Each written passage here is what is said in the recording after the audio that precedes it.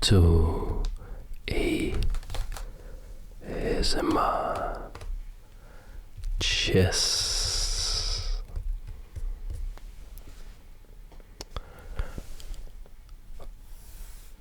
Pawn to e4. What is this? It's Greco again. Pawn to e6. Could it be the French defense? What's a principled move we could play here?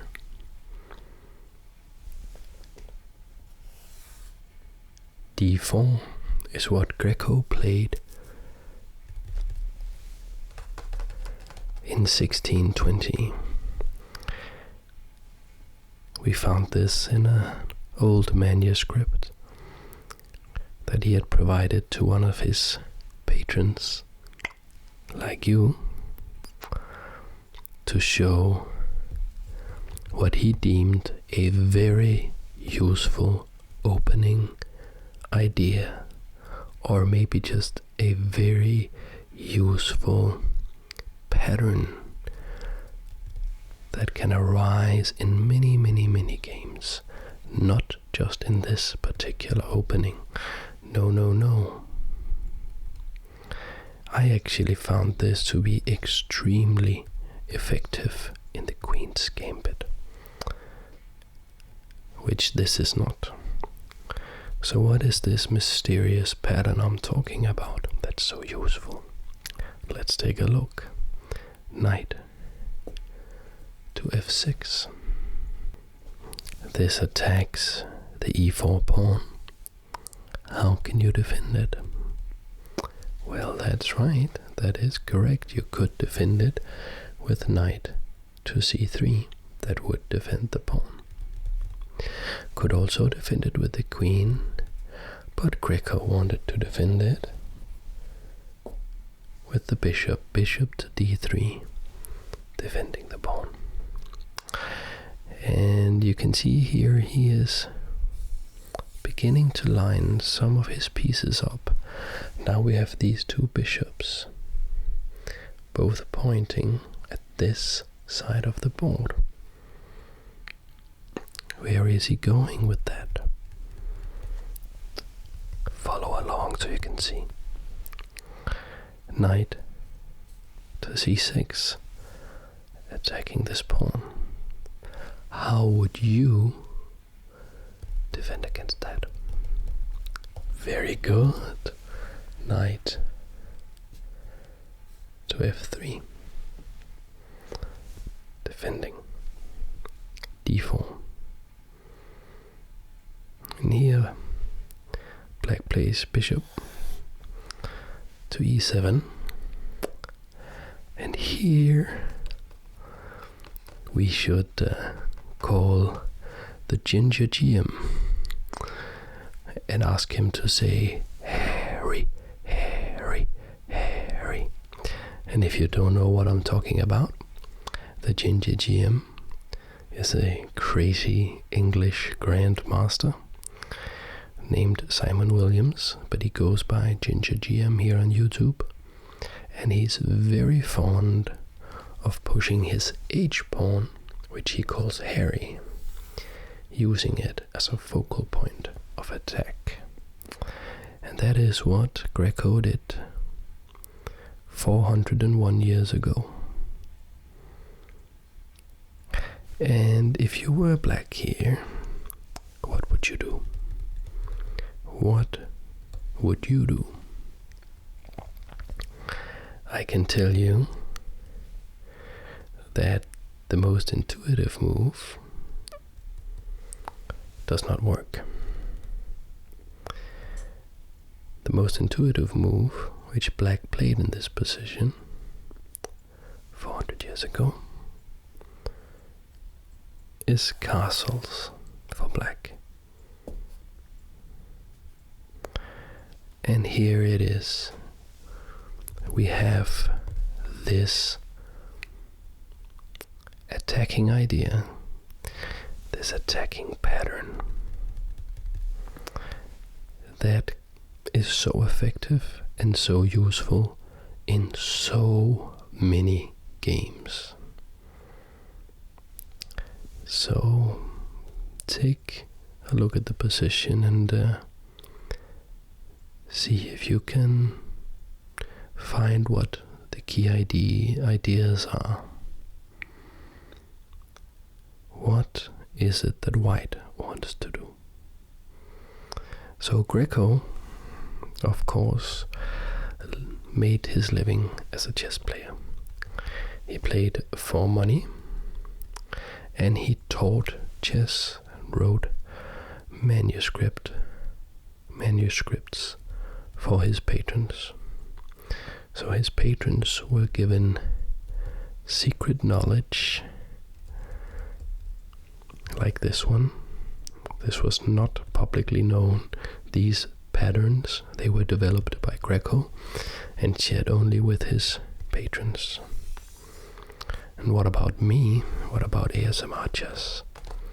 Well, I in fact also have some secrets that I share with my patrons, and even though they probably aren't as groundbreaking as what Greco had to offer, I think it could probably still be nice. So it's things like playing some blitz games, screen recording, and showing some beautiful games I've come across. I'll do at least one extra video on my Patreon every week to share with my patrons. And that was a little commercial break, and maybe you have had some time to figure out how to attack His Majesty here. How do we do? How do we attack, and what is the theme here? Okay, you have correctly identified that we, as white here, has developed quite a lot of pieces without moving them. The bishop has not yet been moved, but it is already pointing towards the king. The rook has not been moved, but it is already in an attacking position. And even the queen is ready to swoop in. The knight and the bishops have been moved out, and they are also ready to attack. So we actually have 4 pieces ready to attack. So what is the critical move to open it all up? I'll show you now, if you haven't guessed it already. Pawn to e5, attacking the knight.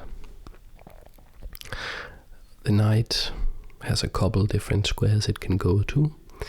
In reality, it doesn't matter that much for the attacking idea, because the same attacking idea works no matter where the knight goes. And the knight, in the game, the knight went to d5.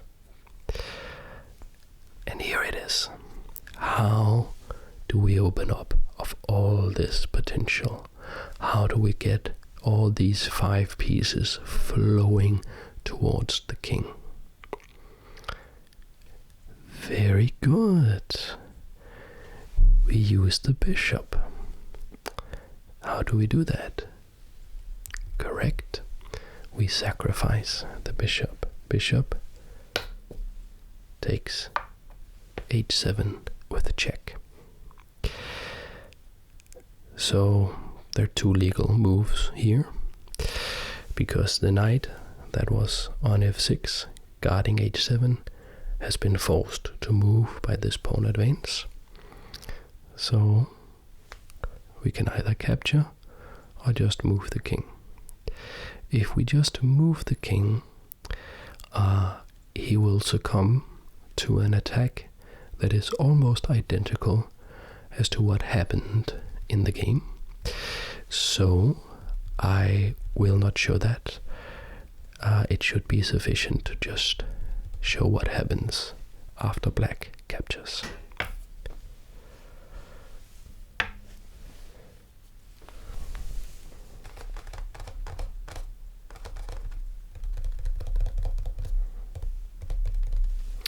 So how do we proceed? Is there any checks? Well, there are two checks available. Queen to d3 check and knight g5 check. And in this position we need knight g5 because it opens up the queen to come into h5, which is something we want to be able to do. So knight g5 check. If the king goes back into the castle, we have queen h5 with a checkmating idea on h7, and that attack will be very similar to what happened in the game. So I will show some other lines first. So if black tries to go out of the castle like so with king to g6, there are several ways to win here, but the easiest one that requires the least bit of memorization is just to say that you want the king on h6 so that you can have a discovered check from this bishop. Did you forget about this bishop? Oh, it's still in the game. It's right here on c1, and if this knight moves while the king is on h6, it will be checking the king. And the way to do that is just push h5. This is check, and you can't go back in the castle to h7. That's covered by the knight. You cannot capture the knight. It's covered by the bishop. And you can go to h6. I'll show what happens if you do that in a moment. But first, what if you try to escape towards the enemy army? Well, that's usually a very bad sign. Also in this situation, several ways to win here, but the fastest checkmate is just queen d3 check. You cannot go back. The queen covers the escape route, so you cannot go here. You cannot go here because of the bishop, so the only legal move is to go here, and now there's checkmate in 1. And if you did the puzzles video with the checkmate in 3, do you remember that? Then it should be easy to find checkmate in 1 here, because it's the exact same pattern.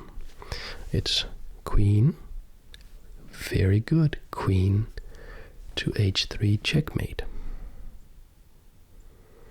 Okay, so the king cannot escape that way.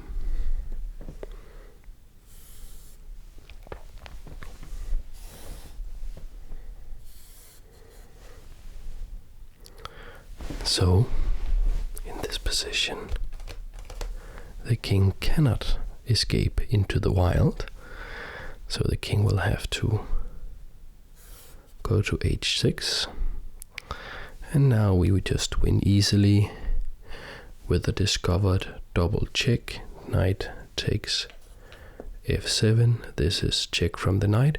It is also check from the bishop. The king will go somewhere, and we will then capture the queen and win easily from there, because we are up so much material.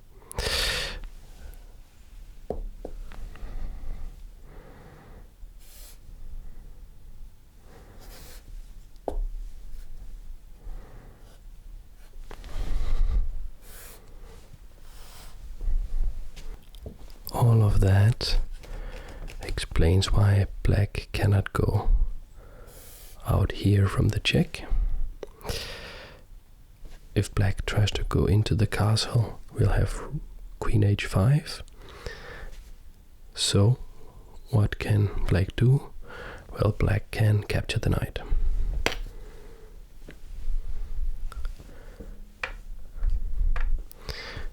So what would you do now? Well, there you are correct and you get some points, but of course it's not so hard, but you could capture with the bishop, but that's not good. That's not good enough. You have to capture with the pawn. So you get some points for that, because this is check, and now the rook is attacking. And if you can see, we have a bishop, a queen, and a rook all participating in the attack without having moved. And that is the strength of this opening system, or this pattern that comes up in many openings and in many positions, that you can gain a huge advantage in development because you develop your pieces without actually moving them. Now this is check. In the game, he tried going back into the castle, but the problem is queen h5, threatening checkmate. And when you try to make an escape square, playing f5, so that queen here check, you can now go, and if you escape the checkmating situation, then of course you are up significant amount of material. And in this position it's very, very important that you play what little move. What move to secure this square? Yes, very good. Pawn to g6. And now there are no more escaping ideas in the game. They tried rook e8, but then queen to h8 was checkmate. Queen h8, checkmate. Okay, I'll just quickly show a different variation that can be kind of interesting. So we capture here, black captures here, and then you capture with the check. So we saw how black cannot go back into his castle. What if he tries to go out of his castle? Can you find the correct idea here?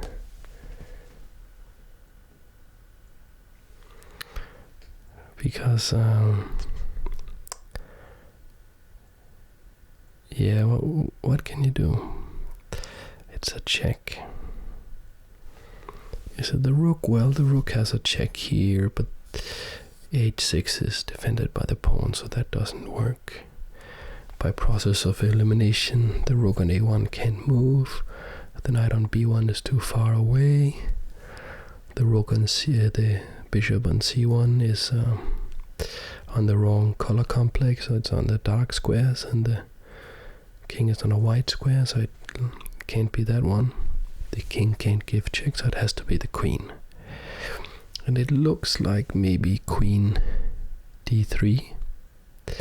But in fact, we can play f5, and even though, you know, we can capture that en passant, and we will win that game, but there's checkmate in 3. If we play just the same move we've been playing all this time. Queen h5. Check. Only one legal move. King f5. And what do we do here?